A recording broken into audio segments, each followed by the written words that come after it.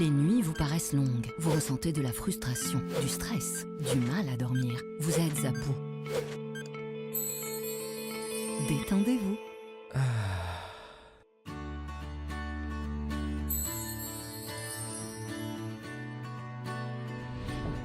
Réduction du temps d'endormissement, diminution des réveils nocturnes, relaxation. Une bonne nuit, ce n'est plus un rêve. Ce produit est un complément alimentaire sans dépendance disponible en pharmacie. N'hésitez pas à demander conseil à votre pharmacien. Mérinal, notre priorité, la qualité. Pour bien s'entendre, il faut bien s'écouter. Rendez-vous sur M, la petite radio du Grand Maghreb. Radio M, le café presse politique.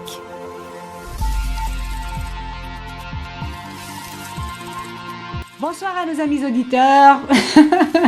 Tout le monde essaye de me déconcentrer, mais c'est pas grave, je vais rester concentrée. Bonsoir à tous nos amis auditeurs.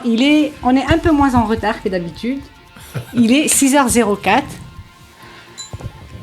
Il est 6h04 et nous sommes en direct sur Radio M. Et pour le Café Presse Politique ce soir, j'ai avec moi de retour Sabra Sahali, juriste spécialisée en droits de l'homme. Et j'ai le plaisir d'avoir Samir Larabi, qui est de retour journaliste aussi. qui est de retour et qui est sorti du commissariat. Akram Khayef, bonsoir. Bonsoir. Saïd Jafar, bonsoir. Mustafa Ben Foudil, bonsoir. Bonsoir. Qui est de retour aussi. Qui est de retour, oui. C'est le deuxième CPP de vous trois, n'est-ce pas? Khadi Hassan, c'est... qui est de retour d'Oran. Oui. Alors, on va commencer par l'image de la semaine. Est-ce que ça sera ton reportage sur Oran?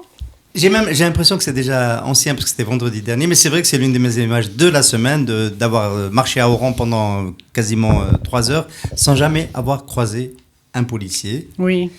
Et 3 jours après, d'avoir été hier, le lundi, et aujourd'hui aussi c'était le cas, sur la rue Pasteur à côté de chez nous, et il y avait les policiers qui empêchaient les étudiants d'avancer et qui ont utilisé les grands moyens pour les en empêcher. Je ne comprends plus la démarche de nos autorités. Oui. Mustafa, ton image de la semaine? J'ai pas trop le choix, c'est la répression. C'est le retour du tout répressif. J'ai l'impression que Gaïd Salah ou ceux qui donnent les ordres, je suis obligé de nommer quelqu'un, donc pour moi c'est lui. C'est l'homme fort du moment.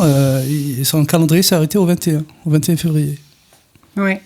Si on parle des retours, on va parler aussi du retour de la main étrangère. On vient de la voir. Oui. Et pour moi, c'est l'événement de la semaine. C'est grotesque, mais c'est la main étrangère qui revient à nous narguer. Voilà. Et ça, c'est dans le discours de Gaïd Salah aujourd'hui, mercredi 10 avril. On va en parler en première partie. Akram? Moi, mon image de la semaine, c'est le crash de Boufarik qui fêtera demain sa première année et qu'on est en train d'escamoter complètement. Personne n'en parle, on ne sait rien sur l'enquête. Donc il faut que nous fassions l'effort collectif de deuil et de souvenir aussi. Merci beaucoup, Akram. Merci. Sabra? La semaine, moi, c'est le dispositif sécuritaire sur l'autoroute Alger-Boumerdès qui a été mis en place vendredi dernier. Donc, j'avais pas vu ça depuis le début de la mobilisation. La route était tout le temps bloquée quand il y avait des rumeurs de manifs. Mais depuis la mobilisation, on n'a pas du tout revu ce dispositif. Donc, c'était assez impressionnant. Et toi, tu venais de Non, je partais, donc de ce côté-là, ça allait, mais de l'autre côté, on a arrêté les manifestants. Certains manifestants sont sortis de leur voiture pour marcher jusqu'à Alger. Non. Samir? Pour l'image de la semaine, c'est le décès de mon camarade et de mon ami Idir Achour, secrétaire général du Conseil des lycées d'Algérie, cadre dirigeant du Parti socialiste des travailleurs, et le mouvement syndical, le mouvement politique perd un grand militant désintéressé. Il a donné toute sa vie. Il a commencé à militer à peu près de 1986 comme à Sétif. Et pendant 30 ans, il n'a jamais baissé les bras. Il va nous manquer quoi. Oui, après Redouane Osman, oui. Absolument. Oui. Ce matin, il y avait son poster à la Grande Poste. Absolument. Au moment où les flics ont fini par détaler et laisser les manifestants. Et il était tout au-dessus des manifestants. Absolument. Et donc, il était avec nous. Merci beaucoup, Samir. Alors, on allait commencer ce café presse politique par parler de Ben Salah, qui est devenu le chef de l'État par intérim. Mais on est obligé de repousser un peu Ben Salah, toutes les réactions à Ben Salah, la répression, etc. à un peu plus tard. On va commencer quand même par le discours de Ahmed Gaïd Salah qu'il a fait aujourd'hui à Oran.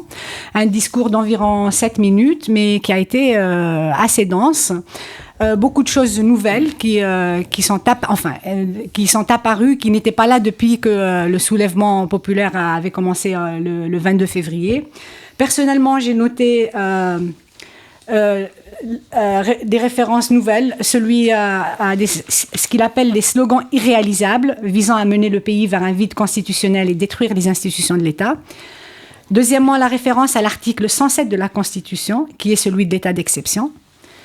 En disant, nous avons récusé catégoriquement depuis le début des événements cet article-là, mais ne nous disons pas si on va y avoir recours.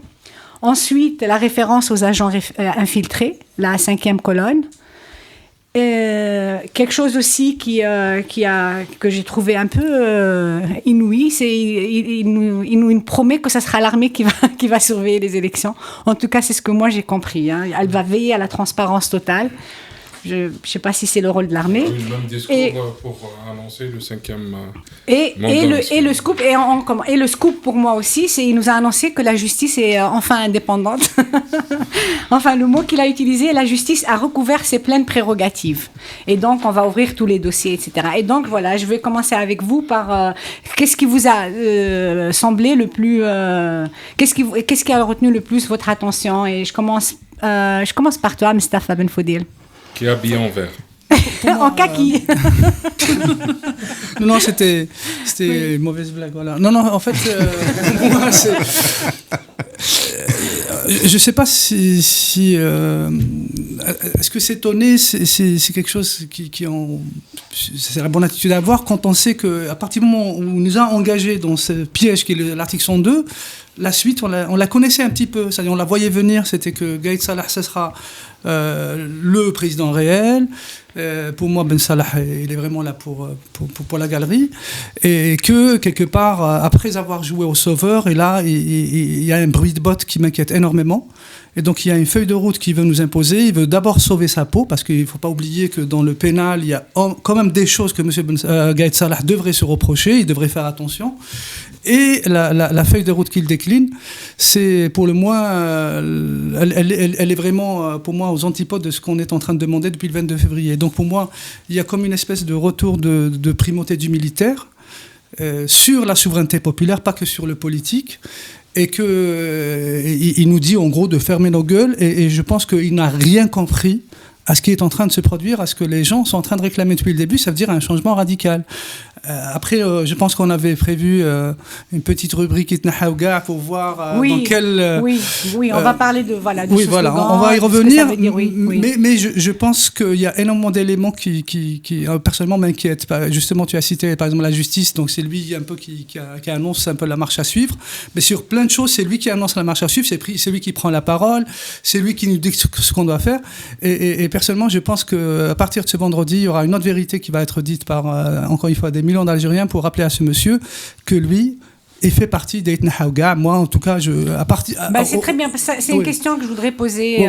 C'est-à-dire, je suis... enfin, ceux qui me connaissent savent que je suis quelqu'un d'assez modéré. Oui. Mais là, à partir de ce qui s'est passé cette semaine, à partir de ce qu'a subi Sami El Arabi, ce qu'a subi Mzien Abban, Hadj Gharmoul, qui est toujours en tôle, il faut jamais cesser de le rappeler, Maître Debbouz, qui est conduit quand même propre à Ardaya. Je pense qu'il y a énormément de signaux qui devraient nous inquiéter, qui devraient nous remobiliser. Parce qu'à un moment, on s'est vu un peu peut-être trop beau. L'image en elle-même, bien sûr, elle n'est pas du tout scandaleuse. Mais là, je pense que c'est aussi un moment pour qu'on se remette au travail. Et alors, Saïd, la référence aux agents infiltrés, la 5e colonne, est-ce que c'est En fait, le discours de Gaïd Salah veut ramener les Algériens au 21 février. C'est-à-dire, c'est comme si rien ne s'était passé, on vous a enlevé Bouteflika, on vous a enlevé Ouihia, et maintenant rentrez chez vous, on s'occupe de tout, c'est la technique classique, et avec un discours, moi je trouve lamentable, c'est-à-dire, c'est quand même... On commence à essayer de prendre au sérieux l'armée, et les Algériens la prennent au sérieux. Et ils considèrent que s'il faut changer de régime, on le change avec l'armée. Mais ils n'attendent pas un discours à Ammar Saadani, main étrangère, 5e colonne. Ils n'attendent pas ça de l'armée. Ils attendent de l'armée qu'elle réfléchisse réellement. Les Algériens sont en train de mener une révolution politique. Les militaires...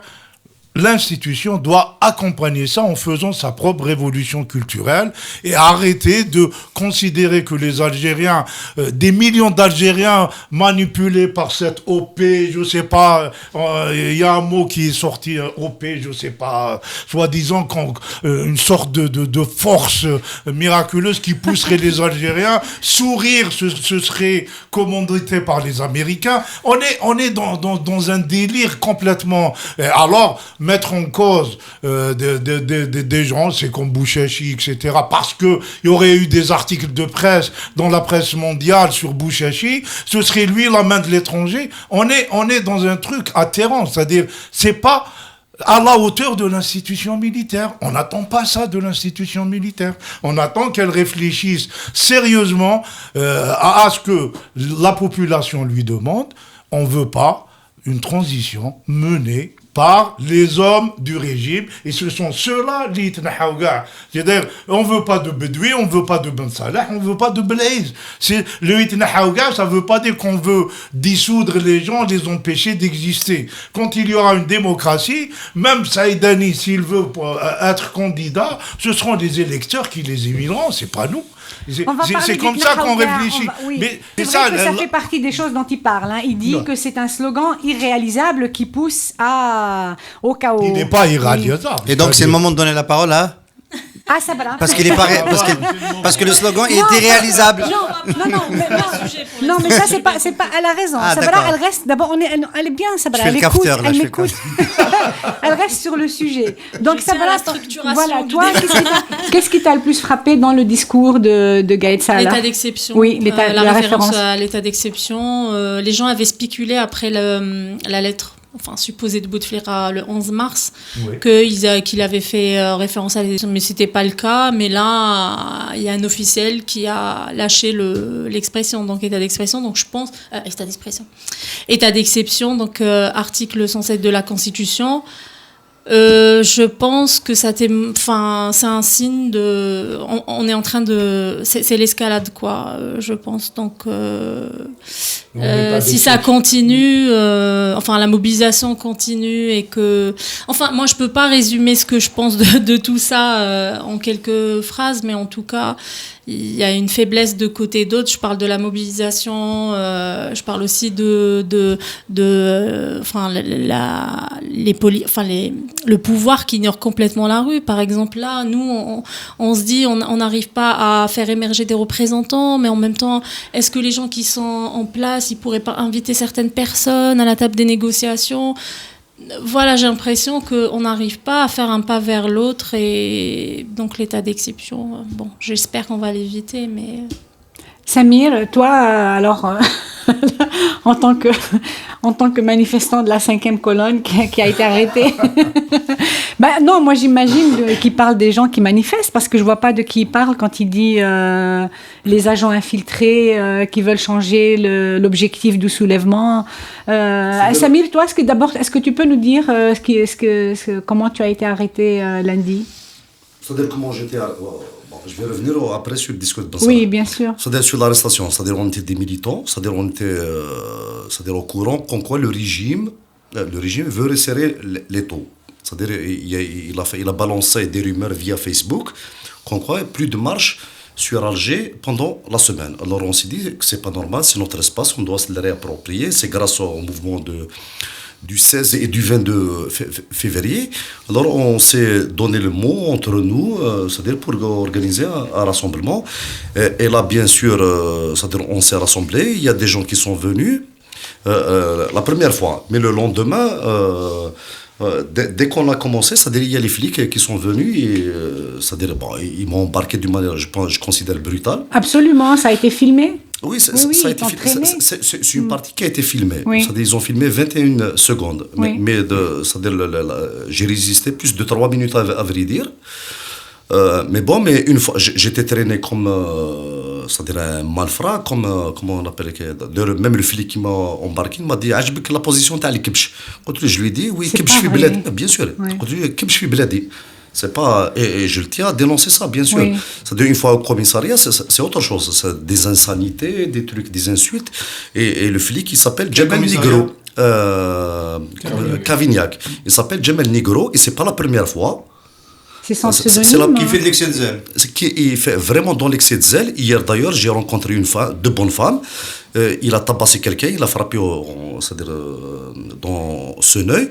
Et la bonne femme, quand elle a dénoncé, elle a gueulé, c'est-à-dire, avec des insanités, des trucs. Et une fois, même au commissariat, c'est-à-dire, il a dit des trucs vraiment graves, hein, des insultes. Même sur l'Algérie, tu vois, je peux pas aider, enfin, je peux le dire, par respect aux auditeurs, moi j'ai pas de morale. Il vaut mieux pas, s'il te plaît. Voilà, je peux le dire, je vais pas le dire. C'est-à-dire des trucs vraiment graves. Il s'appelle Djemel Nigro, il faut que la DGSN ou là ses responsables, c'est-à-dire ce type-là, c'est-à-dire il doit être remis en place. C'est pas normal, et je l'ai vu à maintes reprises, j'ai assisté à maintes reprises, c'est-à-dire quand il intervient, il est très très agressif par rapport à ses collègues, et c'est pas normal. C'est-à-dire ce qui se passe est grave. Oui. Voilà. Et par rapport à Gaïd Salah, par rapport à Gaïd Salah, c'est-à-dire, moi je considère... Il faut signaler aussi à Serchi, Gaïd Salah. Non, DGSN. Il faut lui dire que dans son discours... c'est un policier. Gaïd Salah, c'est-à-dire, par rapport à son discours, on est dans le boutefliquisme, son boutefliqa. Oui. C'est-à-dire, on est dans la continuité au sens propre du terme. C'est-à-dire, ça fait des années, enfin, depuis une belle lurette, depuis 20 ans, c'est-à-dire à chaque fois que des gens se soulèvent, manifestent, revendiquent, c'est-à-dire soit des militants politiques, soit des anonymes, différentes corporations, des syndicats, des partis, c'est-à-dire c'est toujours la main étrangère. Et je pense c'est un truc grave. Mais je lui dis à Texaha, tu vas nous aider aussi dans la mobilisation. Oui. Parce que les gens savent pertinemment qu'ils ne sont pas manipulés par les étrangers. Et la main étrangère, c'est eux. Parce que ce n'est pas le peuple algérien qui est dans la rue qui a vendu, qui va faire la nouvelle loi sur les hydrocarbures antinationale, ou l'État 2005, ou le truc, qui a vendu les ports, les entreprises, qui a permis à la France coloniale de bombarder, c'est-à-dire d'ouverture de l'espace aérien, de collaborer avec Interpol. C'est-à-dire, enfin, l'histoire elle est longue. On a plusieurs exemples qu'on peut donner. C'est eux, c'est-à-dire les relais de l'impérialisme, à vrai dire. Mais la France, justement, elle est clairement indiquée dans son discours. Je ne sais pas, en tout cas pour moi, c'était... il dit, nous avons déploré l'apparition de tentatives de la part de certaines parties étrangères partant de leurs antécédents historiques avec notre pays. C'est... Qui parle du Maroc, parce que les deux présidents sont marocains. Moi, je ne pense pas qu'il parlait du Maroc, mais bon, c'est clairement la France. Moi, je pensais que c'était la France. Oui, c'est clair. Akram, toi, qu'est-ce que tu fais de ce discours ? Déjà, je vous annonce la bonne nouvelle. On vient de l'apprendre. Le corps électoral vient d'être convoqué et l'élection aura lieu le 4 juillet prochain. Quel commissariat ? Cavignac, toujours Cavignac. Donc, l'élection aura lieu le 4 juillet, ce qui veut dire que... Ça veut dire que d'ores et déjà, il n'y aura pas de deuxième tour, puisque les deux tours doivent normalement se faire dans l'enveloppe des 90 jours. Et si on le fait le 4 juillet, le dernier délai étant le 6 juillet, ça veut dire que le président est déjà choisi. Oui, l'article 132. Je pose la question, qui va voter ? Je me pose la même question. Donc, pour revenir à Gaïd Salah, concernant l'histoire de l'état d'exception, je ne pense pas qu'on y aille. Je pense au contraire que l'état d'exception, c'est une crainte pour lui. Et d'ailleurs, il a fait fort de dire qu'il a fait en sorte d'éviter qu'on y arrive. Non, au contraire. Moi, je pense que la stratégie maintenant, c'est de, interdire les manifestations pendant la semaine. 2, faire passer pour des traîtres et des agents ceux qui manifestent pendant la semaine. Décréter que le hirak n'est autorisé, le hirak légitime et populaire n'est autorisé que le vendredi après la prière. Donc pour éliminer une certaine catégorie de gens qui manifestent le vendredi dès le matin. Oui. Et je pense qu'il y aura de plus en plus de pression sur les mobilisations du vendredi. Donc on va aller vers ce qu'on appelle en termes de gestion démocratique des foules, vers de la dislocation. On l'a vu vendredi passé, pour ceux qui ont manifesté à Alger, la manifestation de vendredi passé était très très différente des autres manifestations. Il y avait énormément de gens très très bizarres, très louches, qui étaient là, qui coursaient les journalistes, qui étaient aux aguets des caméras, qui faisaient en sorte que les journalistes étrangers soient tout de suite chassés, qui faisaient en sorte que certains hommes politiques soient hués, etc. On l'a vu, c'était très bien encadré. Il n'y avait pas, il n'y avait pas d'agressivité, il n'y avait pas de violence. Oui. D'ailleurs, c'était un des rares vendredis où il n'y a pas eu de tentative de monter sur Mouradia. Il n'y a pas eu de violence, mais il y a eu une sorte de maillage de la manifestation qui laisse augurer de très mauvaises choses pour les prochaines manifestations, à mon avis. Donc on va aller vers de la dislocation. Et le pari, j'imagine, de ceux qui sont derrière ça, c'est d'arriver à bout de souffle jusqu'à Ramadan et compter sur Ramadan pour disloquer définitivement ça. Et puis, chose entraînant une autre, arriver à l'élection et faire passer le candidat préparé depuis déjà 2014 par Gaïd Salah. Bon, je rappelle quand même à nos auditeurs que tu étais très inquiet à la veille de la manifestation du vendredi 1er mars des Baltaguia, etc. Et que ça a quand même... voilà. Et que j'espère que ça va continuer. Il y a eu quand même des Baltaguia le 1er mars et... Oui. Et des incidents. Moi, je pense qu'on arrive à un moment clé dans on va dire, l'histoire politique de l'Algérie. Alors, ce matin, j'ai eu le grand plaisir d'accueillir mon ami Abdelrazak Hamouda. Abdelrazak Hamouda, c'est le fils de Sil Hawass. On a parlé du 30e anniversaire, de 60e anniversaire donc de la commémoration. Bon, c'est un universitaire, un intellectuel, donc il y a une réflexion sur le mouvement national, un ancien militant. Nous avons fait de la prison ensemble dans les années 80. Et donc, il me rappelait, on a évoqué justement le rôle de l'armée, il m'a dit, mon père, là où il est assis, en fait, c'est pas la FLN qui a dirigé la révolution. C'est la LN, et la FLN était une sorte d'appareil comme ça pour la propagande. Et c'est vrai dans les autres wilayas. Donc lui, il a étudié le conseil de wilaya. Il y a le responsable de telle chose, du renseignement, de la logistique, et le FLN, c'est pas eux qui ont dirigé. Et donc, il y a une relation patrimoniale très forte dans la filiation ALN, ANP. L'État algérien lui appartient. Considère que l'État algérien lui appartient. Alors ça, c'est une première source d'inspiration. L'autre source d'inspiration, j'ai beaucoup discuté avec Ali Rdiri. Ali Rdiri se plaint de cette génération qui a écrasé la génération de Moudjahidine. Il dit, la première des ruptures, c'est une rupture générationnelle. Et il dit, Al-Gaïd a plus d'affinité avec Bouteflika, parce que fils de Moudjahidine, qu'avec moi, qui suis à côté dans le même étage du MDN avec lui, qui est supposé partager avec lui la fonction de militaire. Non, il dit, c'est la solidarité générationnelle. C'est une solidarité patrimoniale. Patrimonial, ça veut dire qu'il considère que l'Algérie est à eux. Le Gaïd considère que c'est à lui, que c'est lui qui... C'est à lui. Et donc il ne peut pas imaginer qu'on leur... Et c'est l'un des derniers à le voir comme ça. Il va falloir lui arracher. Il va falloir lui faire comprendre, à lui et à ce qu'il incarne, que c'est pas à lui, que c'est différent, qu'il y a la légitimité des Algériens. Il veut la fonder sur autre chose. Et je finis en disant que c'est tant mieux que ce soit à lui qu'on ait affaire. Parce qu'en fait, il incarne peut-être la pire partie de l'ANP. Gaïd Salah incarne la pire partie de l'ANP, donc la partie la plus facile à déboulonner, parce qu'il peut pas...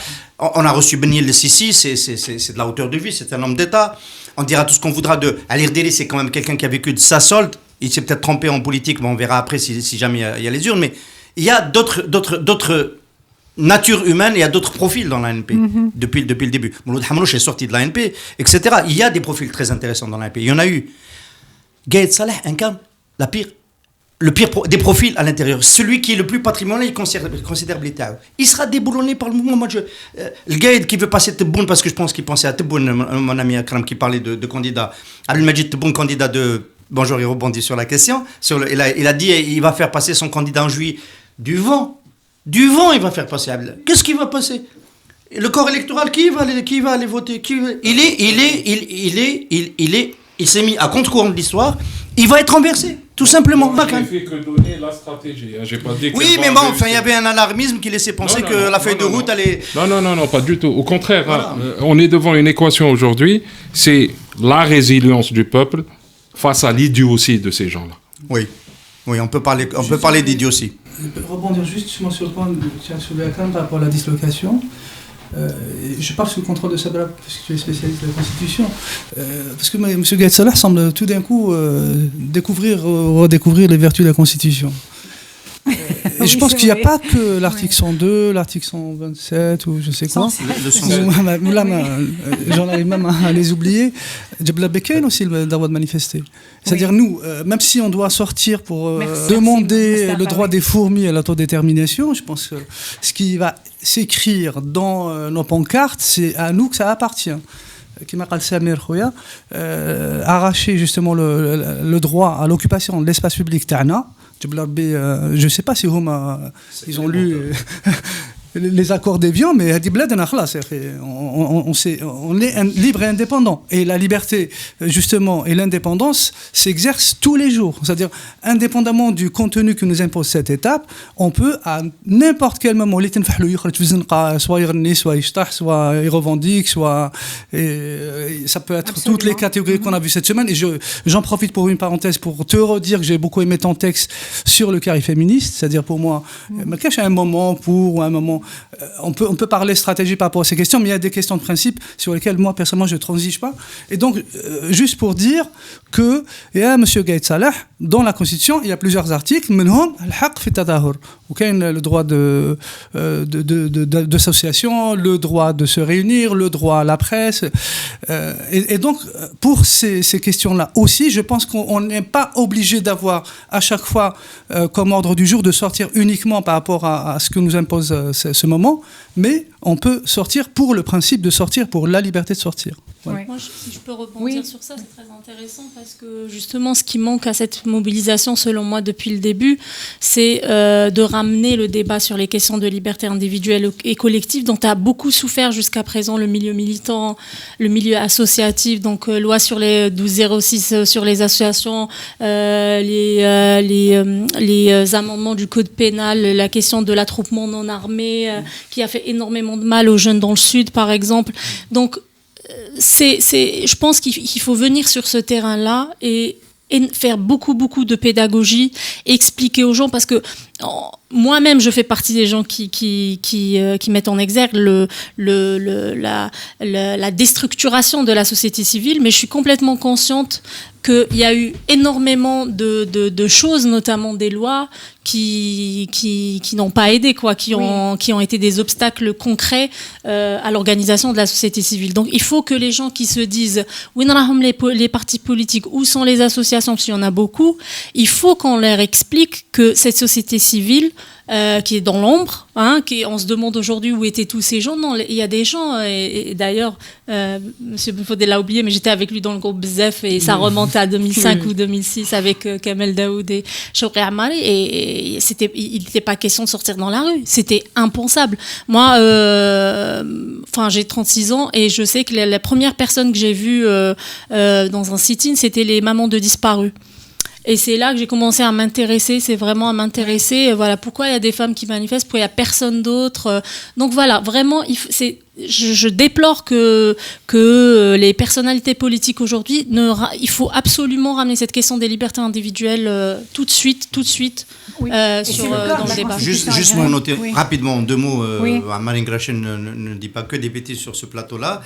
Notre ami Ammar, il a pris une initiative avec ses amis très intéressante de mesures d'apaisement avec d'autres intellectuels, etc., pour dire mesures d'apaisement, supprimant les lois liberticides. Voilà, tout de suite, comme mesure d'apaisement d'un gouvernement qui veut montrer de la bonne foi. Je rappelle que beaucoup...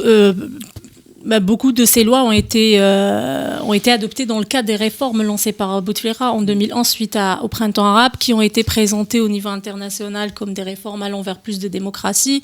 Mais les juristes, les gens du terrain savaient très bien que c'était vraiment la fermeture totale de l'espace public. Samir, je voudrais rebondir sur ce qu'a dit Ben Fodil, c'est d'un moment à l'autre, c'est-à-dire Ben Salah, c'est-à-dire redécouvre les vertus de la Constitution, tout ça. C'est-à-dire quand il parle de l'article, notamment l'article... Gaïd Salah. كيف Gaïd Salah, ماشي صالح يفيزوج على كل حال. L'essentiel, c'est-à-dire l'article 107, 7 et 8, c'est ça. Sied el-Shab ou Ta'sis de refondation, tout ça. C'est-à-dire, en principe, on doit y aller sur la question de la constituante. La constituante, processus constituant. Cette semaine, j'étais content de découvrir Saïd Saadi, Jemal Zenati, revenir sur cette question. Il y a une évolution importante. Je le souligne, même si je n'ai pas la même appréciation de la constituante, mais l'essentiel, il y a de plus en plus la question de la constituante gagne du terrain, et c'est positif, je pense.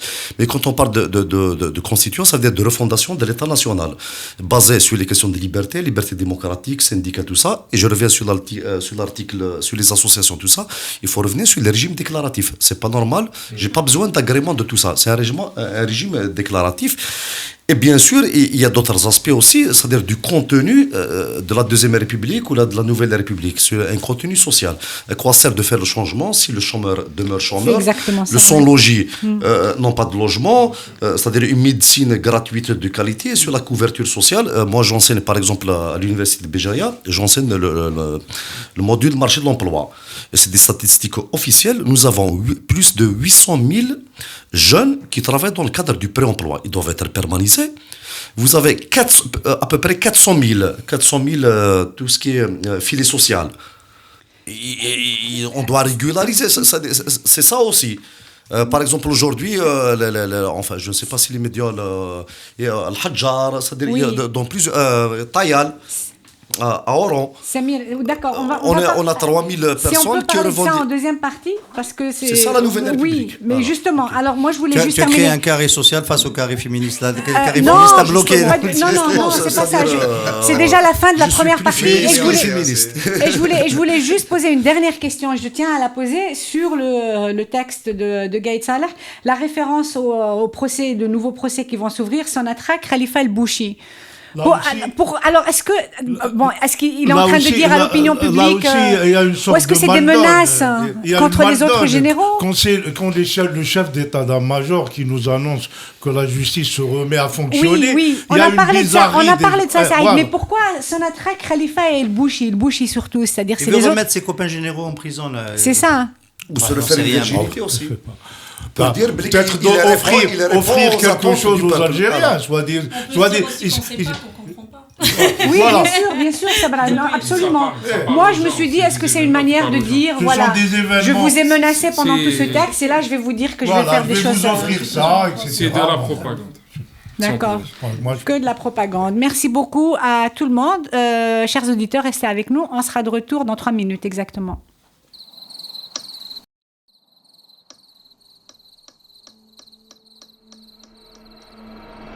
Les nuits vous paraissent longues, vous ressentez de la frustration, du stress, du mal à dormir, vous êtes à bout. Détendez-vous.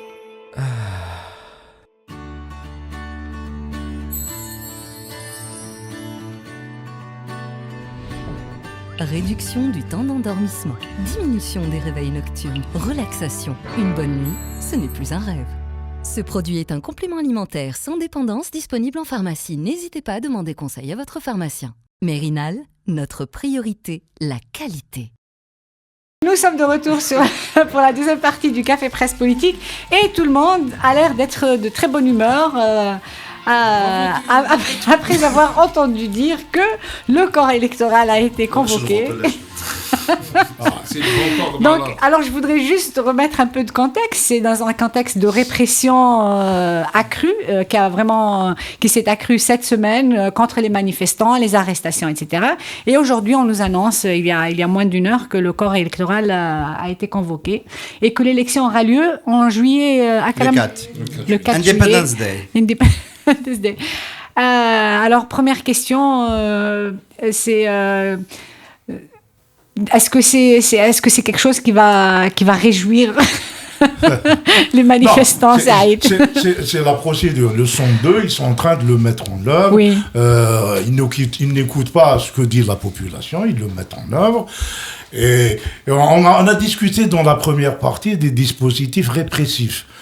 L'élection, c'est la carotte offerte à des gens qui ont des ambitions présidentielles, et dont le régime espère que ça permettrait de diviser peut-être le mouvement populaire, de susciter des divisions. Et c'est ça, donc on est dans la stratégie classique de la carotte, le bâton d'un côté, la carotte électorale de l'autre.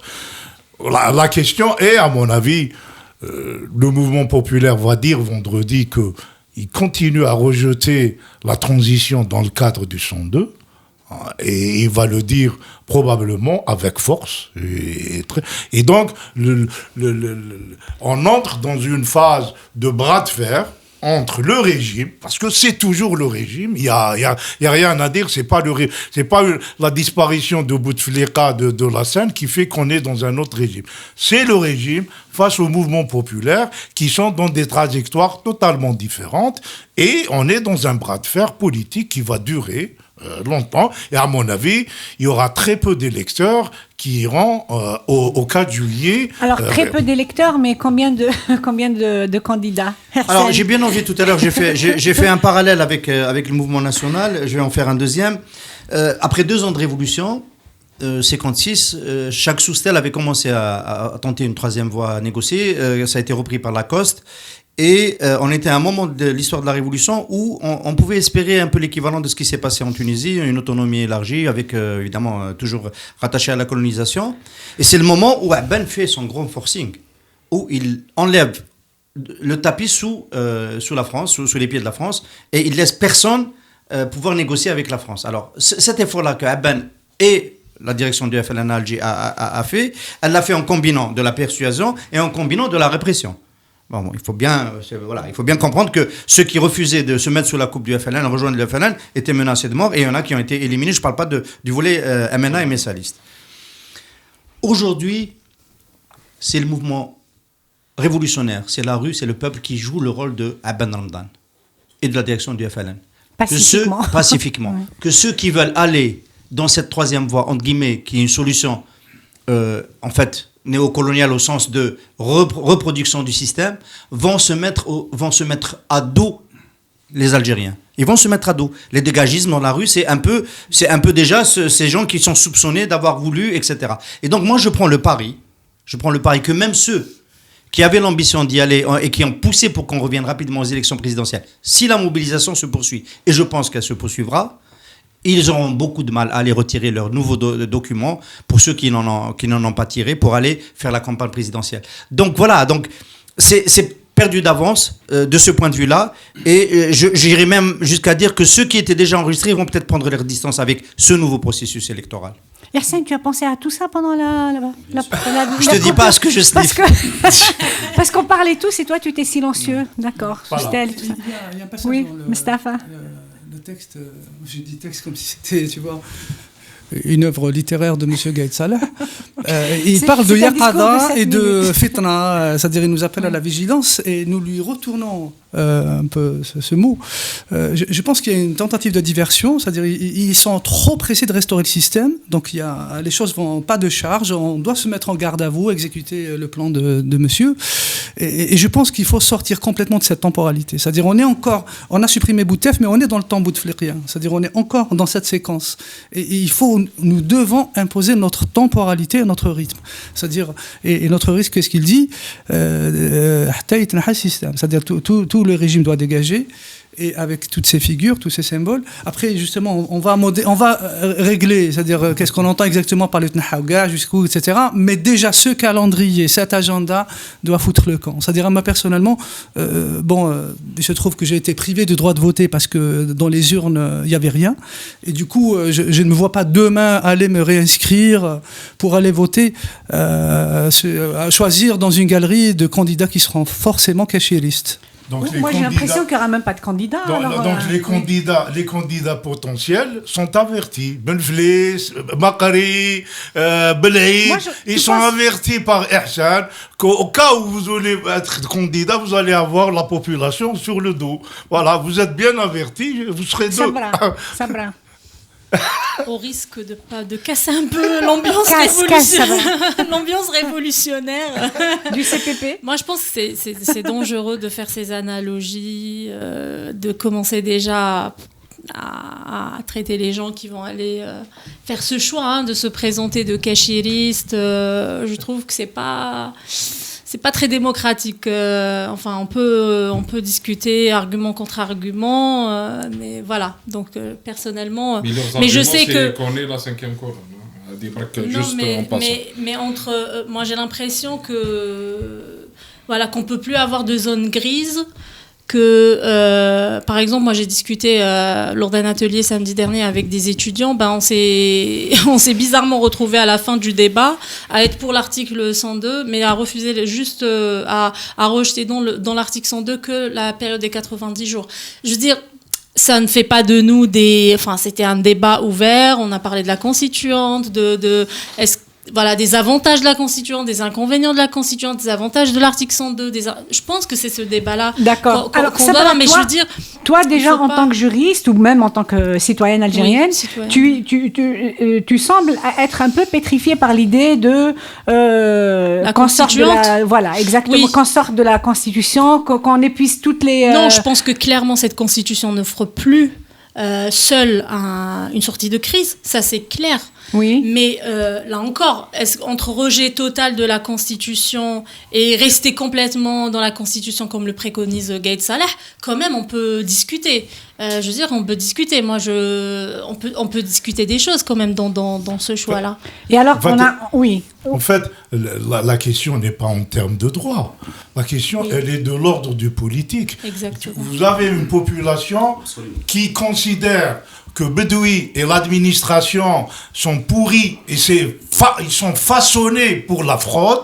Ils considèrent que Ben Salah, c'est un représentant du régime et qu'on risque, parce que c'est ça la question, on risque, si on reste dans le processus tel qu'il est fixé par la Constitution, d'avoir, au bout du compte, après 90 jours, un régime qui s'est totalement rétabli, en dégommant Bouteflika. Et on arrive même à une situation paradoxale que ce serait l'offre de Bouteflika aurait été meilleure, puisqu'il offrait une sorte de conférence nationale ouverte aux gens, alors que là, pas de discussion, rentrez chez vous, vous allez voter. On arrive presque à regretter comme quoi Bouteflika, on aurait dû l'écouter à ce moment-là. Et on aurait eu une conférence nationale ouverte. Donc on est dans ce paradoxe. Et donc quand la population rejette le 102, ce n'est pas un rejet de la Constitution. Ils s'accrochent au principe le principe de la souveraineté du peuple et ils disent on organise les choses différemment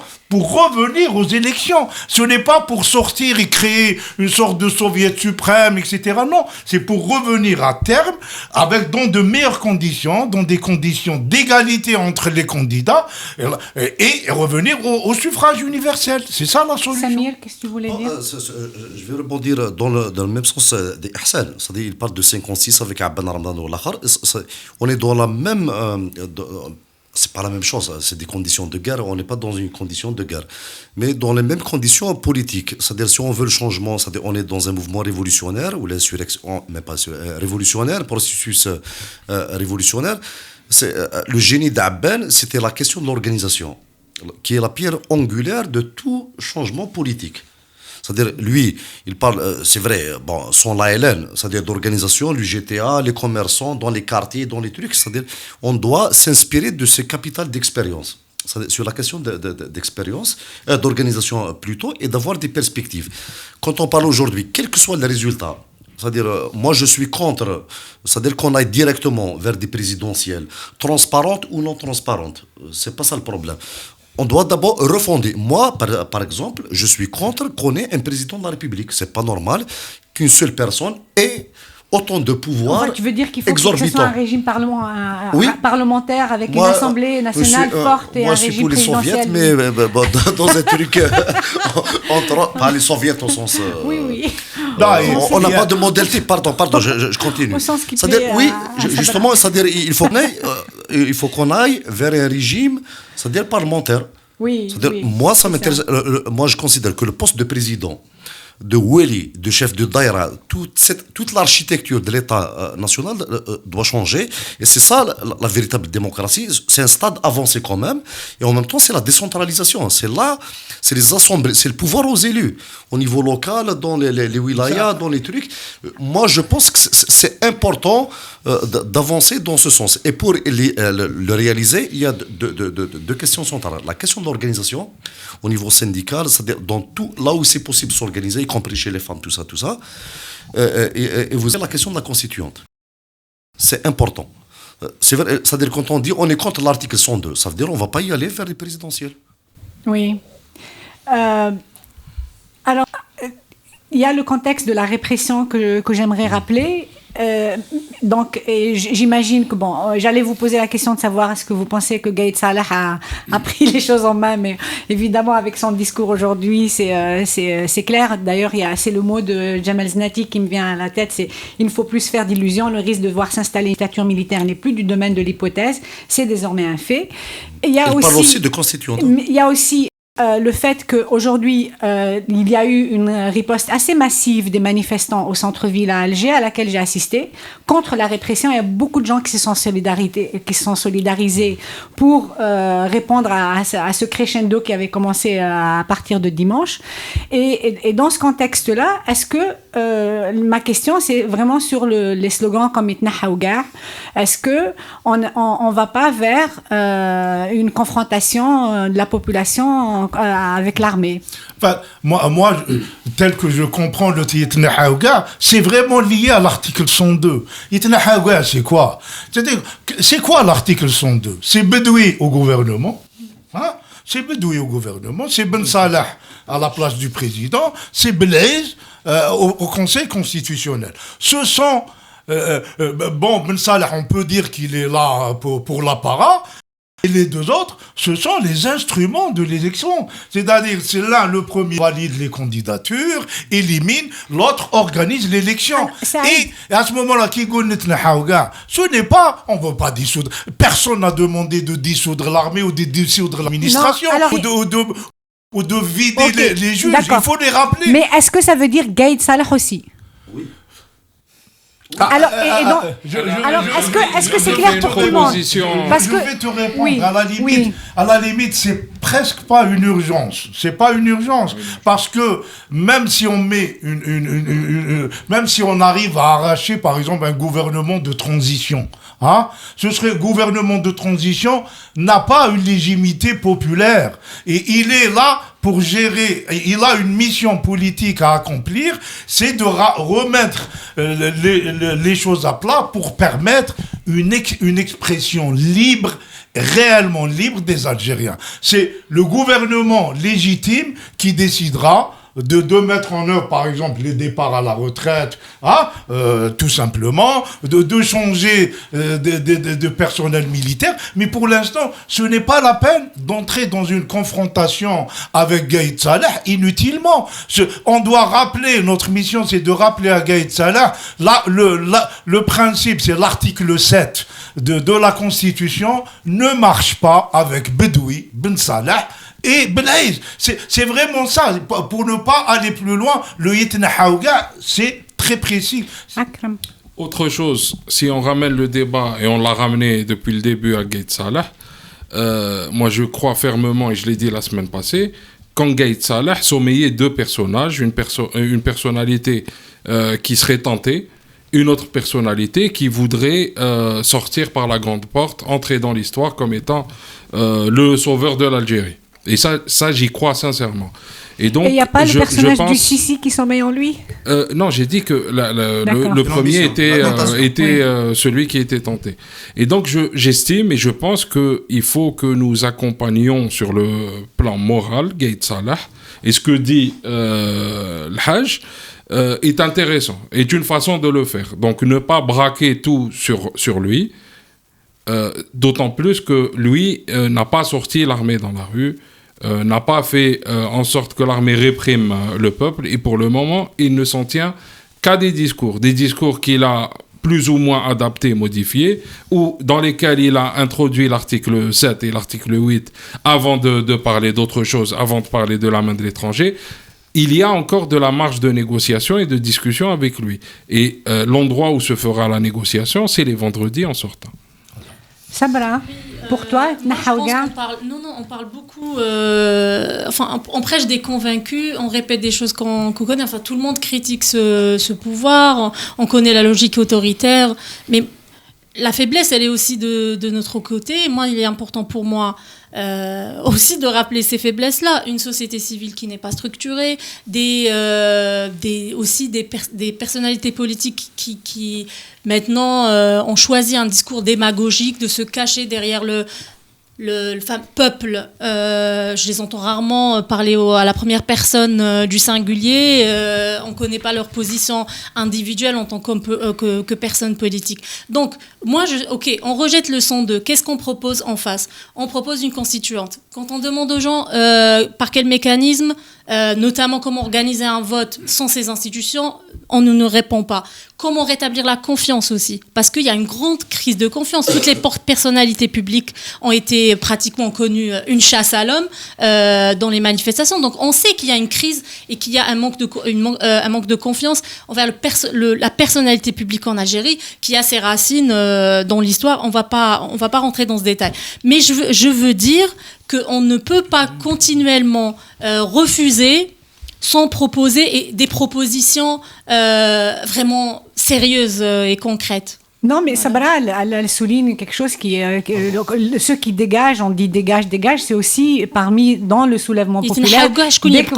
Dès qu'il y a une tête un peu qui surnage, un leader et tout, il y a beaucoup de gens qui... Donc, est-ce que ça... Mustafa Ben Fodil a des propositions à faire. Non, est-ce que ça... Le problème, c'est pas de faire des propositions. Il n'ose pas. Le problème, c'est pas de faire des propositions. Par exemple, ma question est de savoir, est-ce que ça ne facilite pas le travail? Par exemple, Gaïd Salah attaque pratiquement nommément Bouchachi, c'est parce qu'il émerge plus ou moins comme une personnalité consensuelle. Il faut y réfléchir. Si, oui. Là, et c'est à cause de son interview la déclaration de Gaïd Salah cible très directement. Voilà. Et donc, ça donne une idée, en fait, quand on chasse des gens dans les rues, moi je pense que probablement c'est des provocations orientées, téléguidées. Même s'il y a dans le mouvement, populaire un refus de la représentation qui remonte un peu à l'histoire, mais du moment, dès que des gens émergent, par exemple, plus ou moins de consensuels, tu as du côté des régimes qu'on les attaque. Mais à l'intérieur aussi du soulèvement, ça. Oui, mais bon. C'est de ça que parle Sabra. Oui, mais je suis d'accord. On est dans les deux, voilà. Non, sur la question, c'est-à-dire. Pas Mustafa. Non, Mustafa. On va mettre 5 minutes. Non, je voulais juste proposer... C'est pour ramener la parole de ce côté. Non, c'est intéressé. C'est juste, je rejoins effectivement ce que disait Sabra. Je propose juste une chose. Si je peux permettre, c'est de lancer un contre-processus dont la pierre angulaire serait une conférence populaire, une conférence nationale avec des représentants. C'est-à-dire, le mouvement des vendredis peut continuer son leadership, ça ne me gêne pas. Mais parallèlement, je pense qu'il faut, comme je l'ai dit la dernière fois, réhabiliter la politique après avoir réhabilité le politique.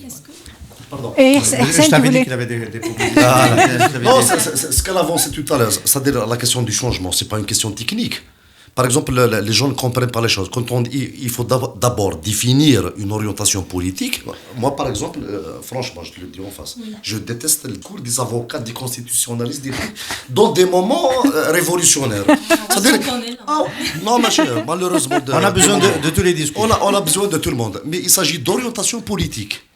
C'est-à-dire, après, c'est une question technique. Le technique, c'est autre chose. Mais l'orientation, on va dans malheureusement, tu m'as joué un tour la semaine dernière en étant absent. Tu m'as obligé à présenter le café presse politique. J'avais des choses à dire sur une séquence que je considère comme n'ayant pas été suffisamment explorée, notamment par le CPP. Pourquoi tu l'as pas dit au 5 sur 5 Si, j'en ai parlé dans 5 sur 5. C'est le moment du 1er et du 2 avril. Il y a 2 scénarios qui ont fait la course et l'un a gagné. Les 2 scénarios, c'était celui que Bouteflika a préparé en cachette, en fait Saïd pour le clan Bouteflika, et celui qu'a inventé l'état-major et qui a précipité la chute, la démission. Parce qu'il ne faut jamais oublier que Bouteflika a été sommé de démissionner d'heure en heure. Mais c'est un coup. Il le dit dans son texte. Alors, ça, on ne peut pas le faire passer par perte et profit. Qu'est-ce qui s'est passé? Bouteflika, dans une dernière tentative, a essayé, j'avais toujours laissé entendre qu'il le ferait comme ça. Bon, il a essayé de sortir par une porte qui lui permette, du point de vue de l'histoire, de gagner les faveurs d'une partie des Algériens. Il a remis le pouvoir au peuple. Il a fait appeler Lamine Zeroual par le général Toufiq, qui voulait prendre sa revanche sur Gaïd Saleh. Ce scénario-là a été stoppé, manu militari, c'est le cas de le dire, par l'état-major. C'est un scénario, aujourd'hui, on peut regretter qu'il ne se soit pas déroulé parce que Bouteflika aurait lui-même... Non, on peut regretter qu'il ne se soit pas déroulé. Si Lamine Zeroual avait dit oui, j'accepte l'instance sous telle condition, il faut consulter plus large, etc., on peut considérer qu'on aurait eu une sortie, une réponse, puisque les gens demandaient une transition hors article 102. Aujourd'hui, quand on voit ce qu'il est en train de faire, Gaïd Saleh, et la façon dont il est en train de le faire, on peut regretter que ce scénario n'ait pas pu être amorcé.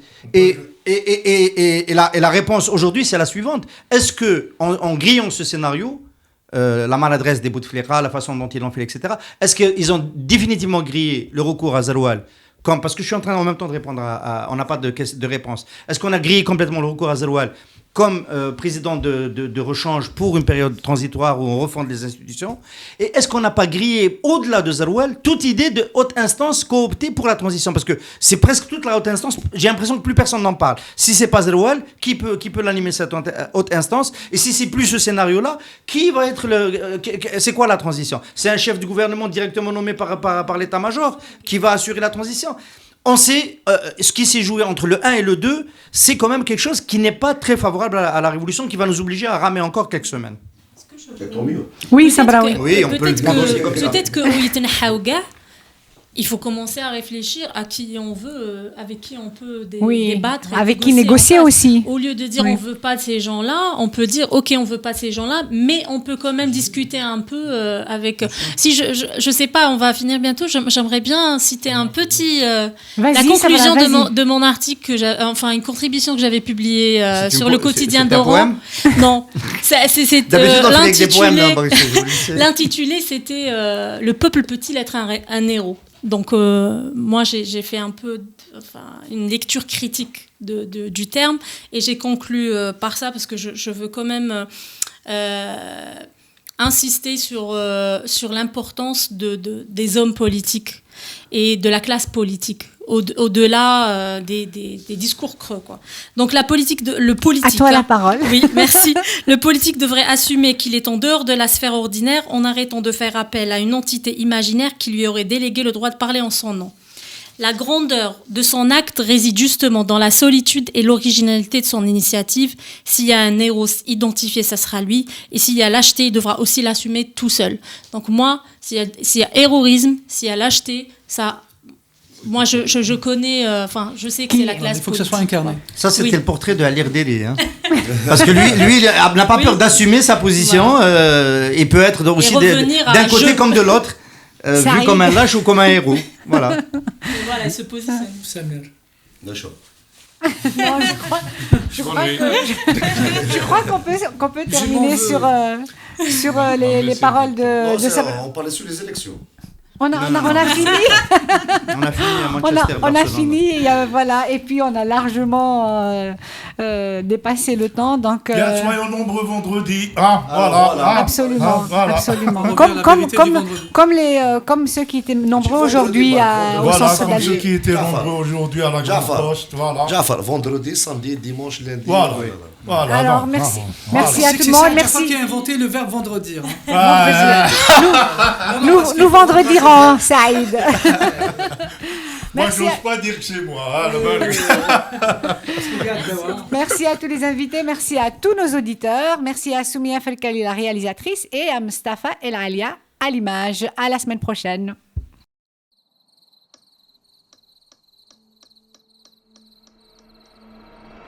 Les nuits vous paraissent longues, vous ressentez de la frustration, du stress, du mal à dormir, vous êtes à bout. Détendez-vous.